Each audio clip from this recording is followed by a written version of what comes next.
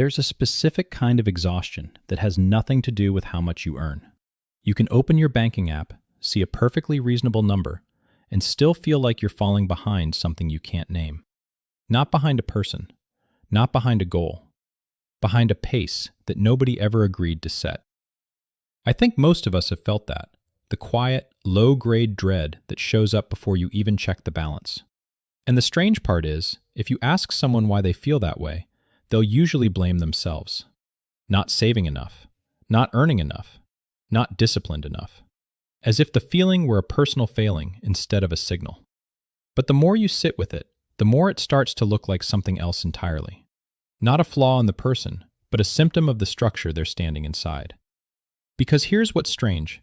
The feeling of being financially overwhelmed has grown, even as the tools for managing money have gotten better. We have budgeting apps, automated investing, real-time spending alerts, more financial information available for free than any generation in history. And yet the anxiety hasn't gone down. If anything, it's gotten sharper. Which tells you the problem was never really about access to information. It's about what's happening underneath the information, in the wiring of the mind, and in the wiring of the world that mind has to operate in. Start with the mind, because that's where the feeling actually lives. Human beings evolved to respond to immediate, visible threats: a predator, a famine, a rival tribe. Money is none of those things. It's abstract. It doesn't growl at you. So your brain, lacking a natural alarm for long-term financial erosion, borrows alarms from somewhere else. It recycles the old fight-or-flight machinery and applies it to a credit card statement. That's why a $40 unexpected charge can spike your heart rate the same way a near miss in traffic does. The threat is symbolic, but the body doesn't know the difference. And once that system is activated, it doesn't reason, it reacts. This is why so many money decisions don't look like the rational choices economics textbooks assume people make. You don't overspend because you're bad at math. You overspend because in a given moment, the nervous system is choosing relief over logic, and relief always wins in the short term. Psychologists have a name for this. It's the same mechanism behind procrastination, behind avoidance, behind staring at an unopened bill for 3 days. The mind isn't broken. It's just running ancient software on a modern problem it was never built to solve. But if you stop there, at the level of personal psychology, you miss half the picture. Because the individual mind didn't create the conditions it's reacting to. Something else did. Walk back far enough, and you start to notice that the financial unease so many people carry isn't randomly distributed. It clusters. It shows up generation after generation, city after city, in ways that look less like personal weakness and more like a pattern baked into the system itself. Consider something as basic as housing. In the 1980s, a median home cost roughly 3 to 4 times the median income. Today, in many markets, that ratio has stretched past 7, sometimes higher. Wages crept upward. Asset prices didn't creep. They climbed. And when the cost of stability rises faster than the income meant to fund it, the entire emotional experience of trying to get ahead changes. It's no longer about discipline. It's about chasing a number that's structurally outrunning you. This is where the economic layer starts to bleed into the psychological one, because the body doesn't separate them. It just feels pressure. Inflation isn't an abstract statistic when you're standing in a grocery store, noticing your usual cart costs $11 more than it did 2 years ago. Interest rates aren't a policy lever when they're the reason your monthly payment jumped. These forces are invisible until the moment they become deeply, physically personal. And once they become personal, the brain treats them exactly the way it treats a predator, as a threat to be managed right now, even when the real cause is a decision made by a central bank thousands of miles away.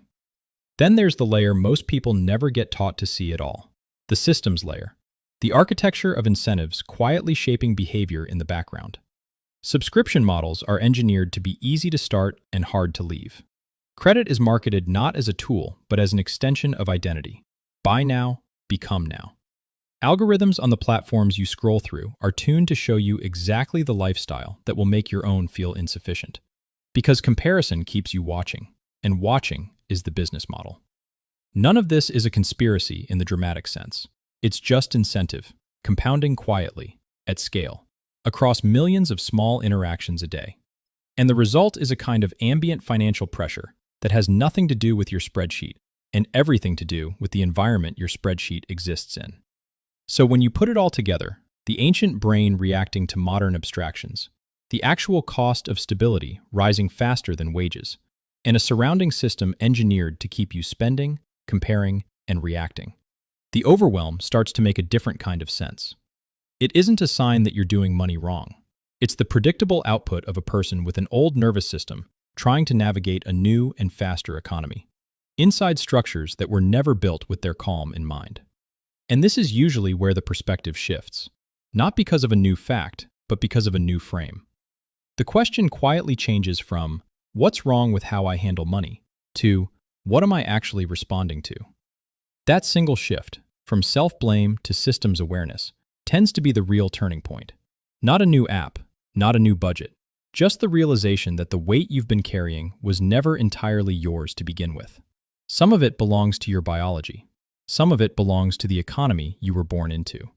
And some of it belongs to systems built, quite deliberately, to keep you slightly uneasy. That doesn't mean you're powerless inside it. If anything, the awareness is the lever. Once you can see the layers, psychological, economic, structural, you stop fighting the wrong battle. You stop trying to discipline your way out of a housing market. You stop treating every emotional spending moment as a character flaw instead of a nervous system doing what nervous systems do under perceived scarcity. You start making smaller, calmer adjustments, not because someone told you to follow 7 steps, but because you finally understand what you're actually negotiating with. And there's something almost relieving in that. Because if the overwhelm were purely personal, it would mean something was uniquely wrong with you. And that's a heavy, lonely thing to carry. But it isn't personal. It's structural, historical, biological, all woven into a single feeling that just happens to show up the moment you check your account balance. Millions of people are standing in roughly the same current, shaped by the same forces, feeling some version of the same quiet pressure. We're moving into a financial world that will only grow more abstract. Digital currencies, automated investing, algorithms quietly managing decisions we used to make ourselves. The tools will keep changing, but the underlying tension probably won't disappear, because it was never really about the tools. It was about an old mind meeting a new world, faster than either was built to handle. Maybe the goal isn't to eliminate that tension completely. Maybe it's just to finally see it clearly, to stop mistaking a systemic weight for a personal one, and to carry whatever's actually yours, instead of everything that was quietly handed to you. If something in this shifted how you see your own financial story, consider sticking around. That's the kind of thinking we need to explore more often.